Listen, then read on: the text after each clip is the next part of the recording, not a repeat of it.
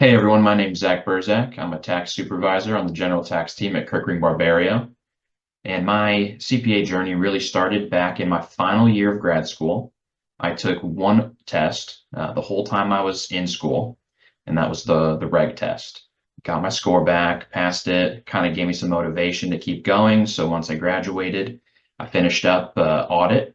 Then I took FAR, and which is now TPC, but it was BEC back when I took it, and passed them all in the first try, got it done, and all I had to do was work, get my hours in, and send it out to the state of Florida to get my license, which I actually received on April 15th of 2020. So it's kind of funny, it's tax day. So it was just kind of, I'll never forget when I actually got my license in the mail. I think it's really important to get your CPA because it's sort of like your tryouts in a sense, right? Does the CPA mean you know everything? No, but it's I like to look at it as it's a way to say, I took this seriously. I got the CPA. I'm continuing my education throughout my entire career. You know, as a CPA in Florida, we have to have 80 hours of CPE. So that's something that you can break up however you want. You can do 40/40, front load at 80.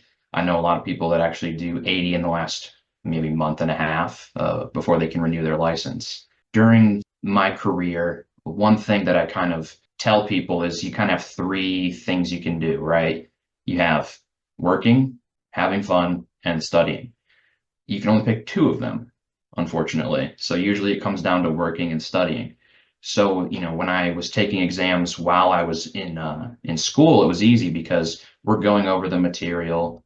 I can just go study after class, and I have most of my day left to do that. But when you're working, it's a lot harder. You have to go put an 8 hour day in, maybe more. Then you come home and you have to pretty much just study all night, all weekend, take the tests. I know people doing that right now, but it's, you know, very successful for them. They're doing great. So one piece of advice that I'd have is if you can take any tests before you start working, go ahead and get those done. And if you're currently working, just go ahead and study after work and just keep going. Discipline is like the most important thing with the CPA. Use your materials, go through all the lectures, take those practice tests, do the multiple choice, and I think you'll be very successful in that. Hi guys, my name is Erin Fuller and I'm work here at a Barbario in the Estate Gift and Trust Tax Department. I am also a licensed CPA in both Indiana and Florida, so I have a couple CPA credentials. So why do I think it's important? Well, it's going to sound a little silly, but it's actually true.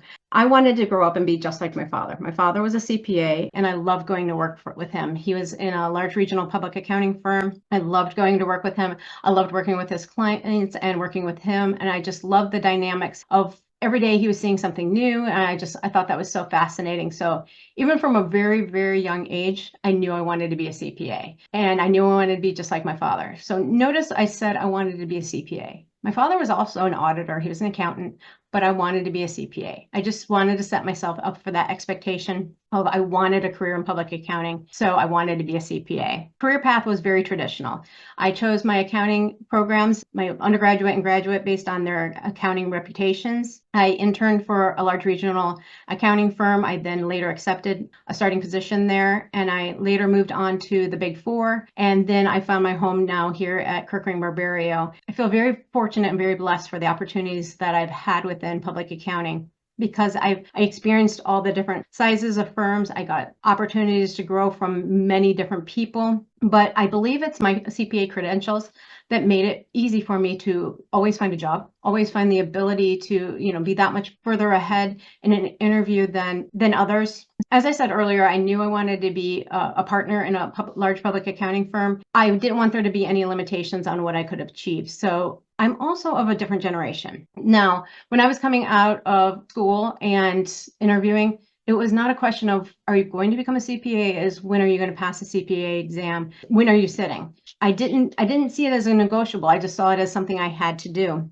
because I wanted a career in public accounting. I'm also the senior statesman here because I actually took the last paper and pencil test. And back in the day, there was 4 parts like there are now, but you took it over the course of 2 days. and it was only offered twice a year, and you had to go to your state capital to take the exam. So I was available to sit for the last paper, the very last window, and that was the very last paper and pencil test. When you're taking these 4 parts, if you pass 2 parts and you didn't pass the other 2 parts, but you still got a score, and I don't remember what the score was, but it was good enough, just short of passing, then you would condition. And you wouldn't have to take those next 2 parts again the next time you took the CPA exam. They didn't know, though, because of this new format coming into play, whether or not we would be able to condition. Felt like I had this one opportunity to pass the exam. This was my one opportunity. I was going to dedicate my study, utilized a great CPA exam study course. I still have the mnemonics running through my head even today.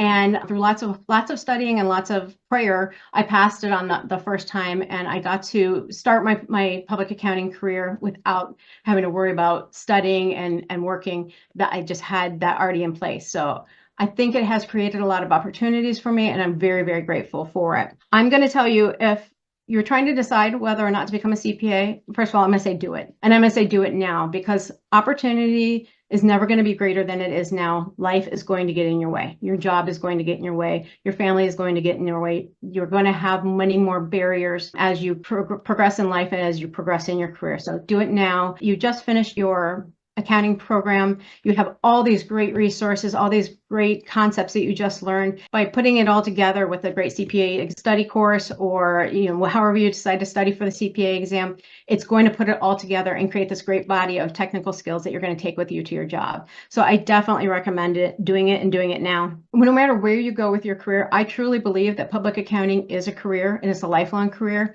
But no matter where you go in your career, having your strong technical skills that you created in public accounting, as well as your CPA, is just going to make you better at any profession, be it outside of even accounting. A CPA and accounting structure is going to make you that much better at anything you do in life. What are the other benefits? There's some other added cool benefits. You get to add those 3 glorious letters to your Outlook signature line. You also get to update your LinkedIn profile, say your different designations. I get to say that I'm Florida licensed and Indiana licensed, so that's kind of cool. You also get to be an AICPA member, and you get cool discounts on insurance and silly things like that. But in all seriousness, you want to have the upward mobility. You want to have the sky be your limit and just do everything you can in your public accounting career. So I definitely recommend becoming a CPA. And if you have any questions or any concerns, please reach out to me. I can help you in any navigating. I also had to navigate reciprocity with different states. If you have any questions, please feel free to reach out to me.